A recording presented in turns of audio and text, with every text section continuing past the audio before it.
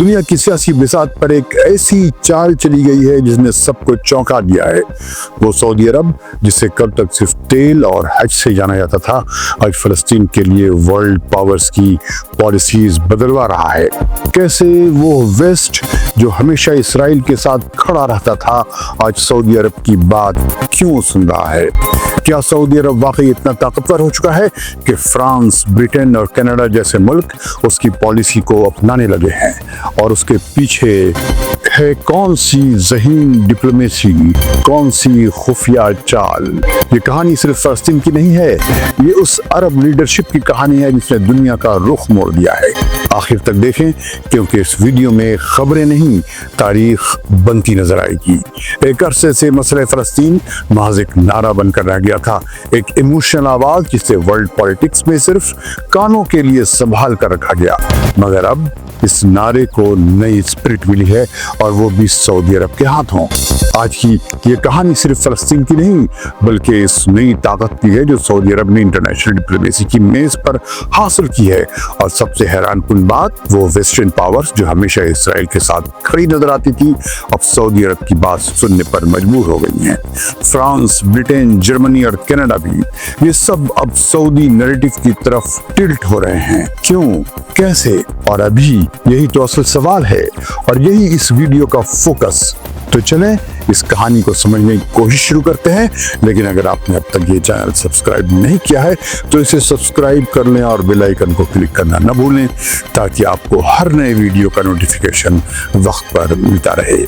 2020 کے بعد جب UAE، بحرین اور مراکش یعنی موروکو جیسے ملکوں نے ابراہم اکارڈ پر دستخط کیے تو ایسا لگا جیسے فلسطین کو عرب دنیا نے بیک برنر پر ڈال دیا ہے۔ اسرائیل خاموش تھا، امریکہ سیٹسفائیڈ اور مڈل ایسٹ میں خاموش، مگر سعودی عرب نے اس کہانی کا رخ بدل دیا۔ سعودی کراؤن پرنس محمد بن سلمان نے صاف الفاظ میں کہا، اسرائیل کے ساتھ کوئی نارملائزیشن تب تک ممکن نہیں جب تک ایک انڈیپینڈنٹ اور سوورن فلسطین اسٹیٹ قائم نہ ہو جائے۔ یہ بات جذباتی نہیں تھی، یہ ایک ڈپلومیٹک لائن تھی جو پوری دنیا نے نوٹ کی۔ اس سے پہلے کبھی کسی بڑے عرب ملک نے نارملائزیشن کو فلسطین اسٹیٹ سے مشروط اس سختی سے نہیں کیا تھا۔ یہ پہلی چال تھی اور ایک شاہی چال تھی۔ یہ وہی سعودی عرب نہیں جو صرف تیل بیچتا تھا، جس کی پہچان صرف تیل، حج اور ویزا پالیسیز سے تھی۔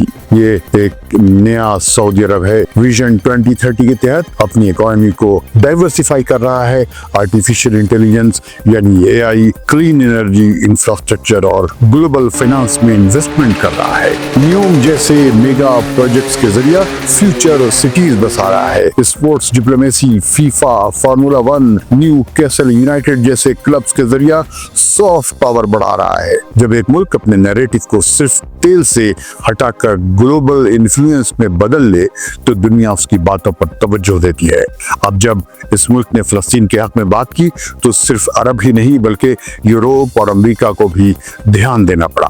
2024 میں سعودی عرب نے 3 بڑے کانفرنسز کی، ریاض، برسلز اور نیو یارک میں، اور اس سال بھی، اور گزشتہ ہفتے یعنی جولائی 2025 کے آخر میں یونائیٹڈ نیشنز نے بھی ایک 2 اسٹیٹ سولوشنز پر انٹرنیشنل کانفرنس کی۔ ان کانفرنسز کا ایجنڈا صرف ایک تھا، فلسطین اسٹیٹ کا انٹرنیشنل لیول پر ریکگنیشن۔ جنرل اسمبلی میں سعودی ایمبیسڈر نے ایک ہسٹوریکل اسپیچ دی، یورپین یونین کے فارن منسٹر سے اسپیشل میٹنگز کی، آرگنائزیشن آف اسلامک کوآپریشن یعنی OIC کو ایکٹیو کیا، African union, South American states اور آسیان جیسے بلاکس کو ساتھ جوڑا۔ یہ صرف پروٹیسٹ نہیں تھا، یہ پالیسی اورینٹڈ ڈپلومیسی تھی۔ اس دوران اسپین، آئرلینڈ، ناروے جیسے ملکوں نے فلسطین کو باضابطہ طور پر اسٹیٹ کے طور پر تسلیم کر دیا، اور جب فرانس اور برٹن جیسے ملکوں نے بھی فلسطینی اسٹیٹ کو ریکگنائز کرنے کی خواہش ظاہر کی تو دنیا حیران رہ گئی۔ 2023 اور 24 میں غزہ پر جو قیامت گزری اس نے انٹرنیشنل کانشنس کو جھنجھوڑ کر رکھ دیا۔ ہزاروں شہری شہید ہو گئے، خاص طور پر بے گناہ بچے اور عورتیں بربریت کا نشانہ بنائے گئے، اسپتالوں اور اسکولوں کو بمباری کر کے تباہ کر دیا گیا، انفراسٹرکچر تباہ کر دیے گئے، پورے علاقے کو ملبے میں تبدیل کر دیا گیا، لیکن فلسطینی عوام کے ول کو تباہ نہیں کیا جا سکا۔ पहली बार वेस्ट में पब्लिक लेवल पर शदीद रिएक्शन देखने में आया। हार्वर्ड से लेकर ऑक्सफोर्ड, दुनिया की तमाम यूनिवर्सिटीज के कैंपसेस में इस बर्बरियत के खिलाफ प्रोटेस्ट हुए। न्यूयॉर्क से लेकर लंदन तक, पेरिस से लेकर बर्लिन तक, तमाम शहर और मिडिल ईस्ट के मुल्कों के शहर भी ऐसा लगा कि वो गजा बन गए हों। क्रेडिट बहरहाल हमास को ही जाता है, जिससे तारीख कभी इनकार नहीं कर सकती, जिसने फलस्तीन के मसले को ज़ायनिस्ट दहशतगर्दों के खिलाफ जवाबी कार्रवाई करके दोबारा जिंदा कर दिया। और हकीकत भी यही है। लेकिन सऊदी अरब ने इस इमोशनल करंट को सिर्फ एम्पैथी में नहीं बहने दिया, बल्कि उसे डिप्लोमेटिक स्ट्रेटजी में बदल दिया। उसने वेस्ट को एक रास्ता दिया, आप इसराइल को सजा दें ना दें, लेकिन फलस्तीन को रिकॉग्नाइज करें। ये वो अल्फाज थे जो वेस्ट को भी रास आए। ये वो डिप्लोमेटिक जबान थी जो सऊदी अरब से दुनिया सीख सकती है। ये समझना ज़रूरी है कि जर्मनी, फ्रांस, ब्रिटेन और कनाडा जैसे मुल्क सऊदी अरब के सामने झुक नहीं रहे हैं, बल्कि सऊदी पॉलिसी ने उन्हें एक एथिकल, पॉलिटिकल और डिप्लोमेटिक रास्ता दिया। उनके शहरी फलस्तीनियों की हिमायत चाहते थे। वो इसराइल से ताल्लुकात भी नहीं तोड़ सकते थे। उन्हें अमेरिका से भी दूरी नहीं बढ़ानी थी। सऊदी स्टैंड ने इन तमाम कम्प्लेक्सिटीज को हल या सॉल्यूशन की शक्ल में पेश किया। अब वो फलस्तीन के साथ भी नजर आ सकते हैं, इसराइल के साथ ताल्लुकात भी कायम रख सकते हैं और वेस्टर्न और अमेरिकन अवामी गुस्से को भी एड्रेस कर सकते हैं। लेकिन यही वो मुकाम है जहां इसराइल की बेचैनी जाहिर हुई। इसराइल को इस नैरेटिव की आदत थी जहां फलस्तीन सिर्फ एहतजाजी पोस्टर हो या यूएन की रिजोल्यूशन तक महदूद रहे। मगर अब इंटरनेशनल क्रिमिनल कोर्ट में वार क्राइम्स की इंक्वायरी हो रही है कि यूएन ह्यूमन राइट्स काउंसिल में मुस्तकिल रेजोल्यूशन ला रहे हैं, और सबसे बढ़कर गल्फ के स्टेट्स भी इसराइल के खिलाफ बोल रहे हैं, वो भी बगैर किसी झिझक के। सऊदी अरब ने डिप्लोमेसी को वो असलहा बना दिया है जिससे इसराइल की पॉलिसियों पर दबाव बढ़ रहा है। ये डिप्लोमेसी बंदूक से ज्यादा इफेक्टिव साबित हो रही है। पहली बार सऊदी अरब ने फलस्तीन कॉज को एक मॉडर्न ग्लोबल इंस्टीट्यूशनल मसला बनाकर पेश किया, महज एक मजहबी जज्बाती नारा नहीं। उसने ग्लोबल साउथ और वेस्टर्न लिबरल डेमोक्रेसीज को एक पॉइंट पर जोड़ दिया। उसने पब्लिक ओपिनियन को पॉलिसी फ्रेमवर्क में बदल दिया। उसने सॉफ्ट पावर को हार्ड लिवरेज में बदल दिया। ये कोई मामूली बात नहीं, ये एक नई इंटरनेशनल डिप्लोमेसी की हकीकत है, और उसका सेंटर है रियाज यानी सऊदी अरब, न कि वाशिंगटन। फलस्तीन की आज़ादी शायद कल का ख्वाब हो, मगर लगता है कि आज सऊदी अरब ने इस ख्वाब को ख्वाब नहीं रहने दिया। उसे दुनिया के नक्शे पर फलस्तीनी स्टेट को एक हकीकत बनाने की राह हमवार कर दी। और यही वो लम्हा है जब एक पुराना जख्म नई उम्मीद में बदलता है।